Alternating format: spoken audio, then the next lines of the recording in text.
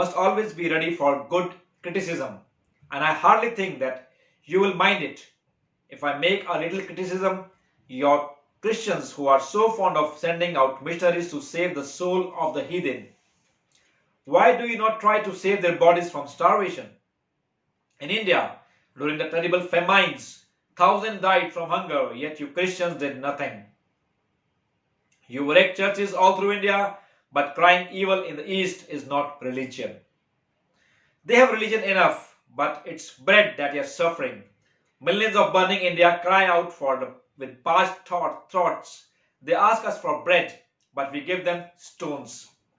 It is an insult to a starving people to offer them religion. It's an insult to a starving man to teach him metaphysics. In India, a priest that preached for money would lose caste and be spat upon by people.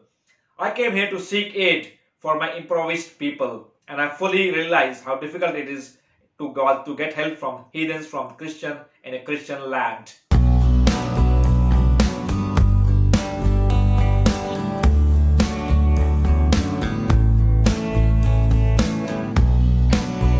I am not a Buddhist, as you have heard, and yet I am. If China or Japan or Ceylon, following the teaching of the great master, India worships him as God incarnate on earth. You have just now heard that I am going to criticize Buddhism. But by that I wish you understand only this: far be from me to criticize him who is worshipping a God incarnate on earth. But our views about Buddha are that he was not understood properly by his disciples, and relation between Hinduism I mean the religion of Vedas, and what is called Buddhism at present day is nearly the same as between Judaism and Christianity. Jesus Christ was a Jew and Shakyamuni was Hindu. The Jew rejected Jesus Christ, nay crucified him, and the Hindus have accepted Shakyamuni as God and worshipped him. But the real difference that we Hindus want to show between modern Buddhism and what we should understand as teaching of Lord Buddha lies principally in this: Shakyamuni came to preach nothing new. He also, like Jesus, came to fulfill, not destroy. Only in the case of Jesus, it was old people, the Jews, who did not understand him, while in the case of Buddha, it was his own followers who did not realize that the importance of his teachings, as the Jews did not understand the fulfillment of Old Testament. So the Buddhists did not understand the fulfillment of truth of Hindu's religion. Again, I repeat, Shakyamuni came not to destroy, but he was the fulfillment of logical conclusion, the logical development of religion of Hindus.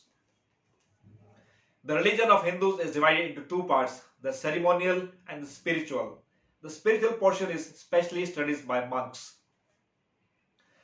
In that there is no caste. A man from highest caste and man from the lowest may become monks in India, and two castes become equal. In religion there is no caste. Caste is simply a social institution. Shakyamuni himself was a monk, and he was his glory that he had that large heartedness to bring out the truth from hidden Vedas and through them broadcast all of them world. He was first being in the world who brought missionarying into practice. Nay, he was the first to convince the idea of proselytizing. The great glory of Master lay in the wonderful sympathy for everybody, especially for ignorant and the poor. Some of his disciples were Brahmins. When Buddha was teaching, Sanskrit was no more the spoken language in India. It was then only the books on learned. Some of the Buddha's Brahmin disciples wanted to translate his teaching into Sanskrit, but he distinctly told them, I am for the poor. For the people let me speak in the tongue of people. And so this day, the great bulk of his teaching are in vernacular of that day in India. Whatever may be the position of philosophy, whatever may be the position of metaphysics, so as long as there is a thing as death in this world, so as long as there is such thing as weakness in human heart, so long there is a cry going in the heart of man in his very weakness, there shall be faith in God. On the philosophical side of the disciple of the great master dashed themselves against eternal rocks of the Vedas and could not crush him. And on the other side, they took away from the nation that eternal God, which is everyone, man or woman, clings to so fondly. And the result was Buddhism had to die a natural death in India. At the present day, there is no one who calls oneself a Buddhist in India, the land of its birth. But at the same time, Brahmanism lost something, the reforming zeal, the wonderful sympathy and charity for everybody. That wonderful heaven with Buddhism has taught to the masses and has rendered Indian society to Greek historians who wrote about India of their time was led to say that no Hindu was known to tell untruth and no Hindu woman was known to be unchaste. Hinduism cannot live without Buddhism, nor Buddhism can without Hinduism. Then realize what the separation has shown to us, that Buddhas cannot stand without the brain and philosophy of Brahmins, nor Brahmins without the heart of Buddhists. This separation between Buddhism and Brahmins is the cause of downfall of India. That is why India is populated by 300 millions of beggars, and that is why India has been slave of conquerors in the last 1,000 years. Let us join the wonderful intellect of the Brahmins with the heart of noble soul of wonderful humanizing power of the great master.